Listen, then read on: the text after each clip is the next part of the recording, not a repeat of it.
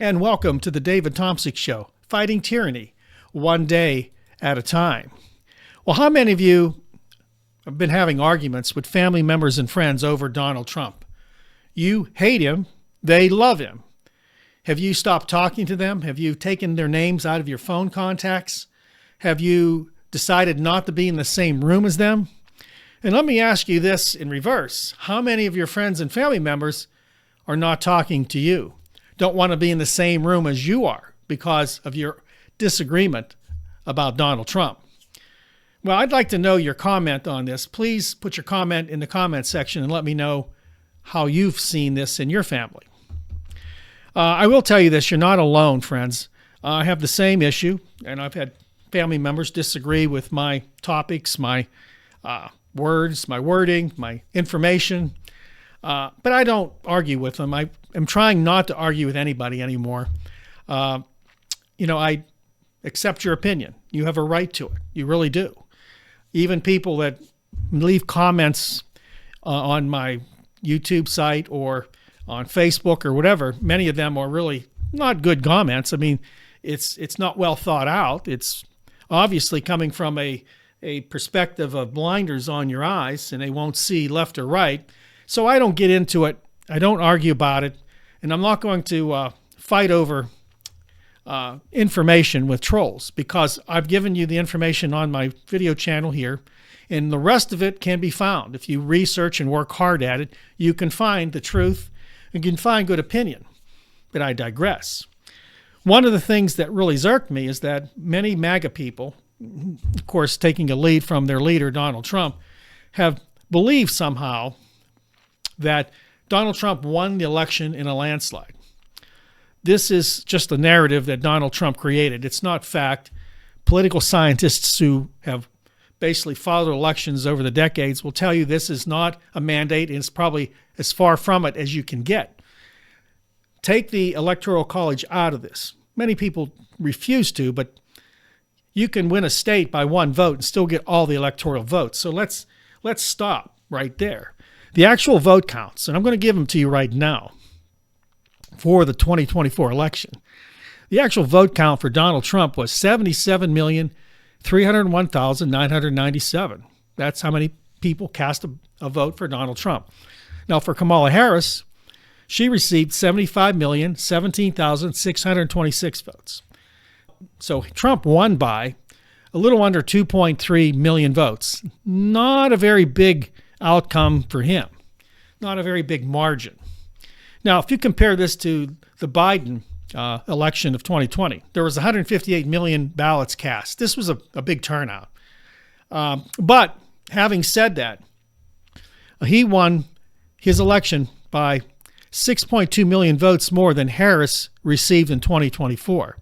So a lot of people, for whatever reason, didn't turn out for Harris. We're not going to get into that today. To me, it doesn't matter anymore. At least in this video, it doesn't. But the bottom line is this is not a big margin. So when someone wants to tell you, this was a big landslide, oh man, it's not true. So that makes it difficult to rule, to reign over a country when you're trying to reign as a king, which I believe he's trying to reign as, when you had a very slight margin of victory. More and more people are starting to come against him. His results of his poll surveys are falling. His approval rating is dropping quickly. It's about 46% today, and that's not good. Not in the honeymoon period of your presidency. So where does this leave us explaining this to Trump people? Trying to get your point across to Trump people. Now, most of them don't want to hear numbers. They don't want to see charts. They don't want to see graphs. They don't want you to provide them with information that disproves their beliefs, because to them it's all fake news. So what do? What does the country think? Well, I have a few articles here. Now, this first article comes from MSN, from a guy named Brad Reed. And the name of the article is Lies and Distortions, New York Assessment of Trump's Tactics. Now, when we say Trump's tactics, I've told people how narrative works, how you build a narrative. The Nazis did a really good job of it. They found people to blame, enemies lists. They staged things that happened and they blamed on the bad guys. You know, it was a really masterful way of building support. Baker goes on to write that at the start of this piece, Baker runs through multiple demonstrably false claims that Trump has made in recent weeks, including that the Biden administration sent tens of millions of dollars worth of condoms to Gaza, and that Ukraine was responsible for Russia's military invasion. Okay, I want to address this condom story. I heard this a while ago, and I found out it was incorrect right away. I believe Elon Musk even admitted it was a lie in a press conference with Donald Trump still sitting at the desk. So why are MAGA people still claiming this story is true when it's now demonstrably false? Let me go on with this article. In the first month since he returned to power, he has demonstrated once again a brazen willingness to advance distortions, conspiracy theories, and outright lies to justify major policy decisions, Baker writes. Mr. Trump has long been unfettered by truth when it comes to boasting about his record and tearing down his enemies. But what were dubbed alternative facts in his first term have quickly become a whole alternative reality in his second, to lay the groundwork for radical change as he moves to aggressively reshape America and the world. So here in this story, what we're talking about is Trump's ability to create conspiracy, lies, distortions for his own gain, for the gain of his policy decisions, which are radical. And many people, many conservative people, MAGA people, fall for it. They believe it all. It's crazy talk. Now, I have one more small article I want to read to you. It's from Chauncey De Vega of Salon magazine. And the headline here is interesting.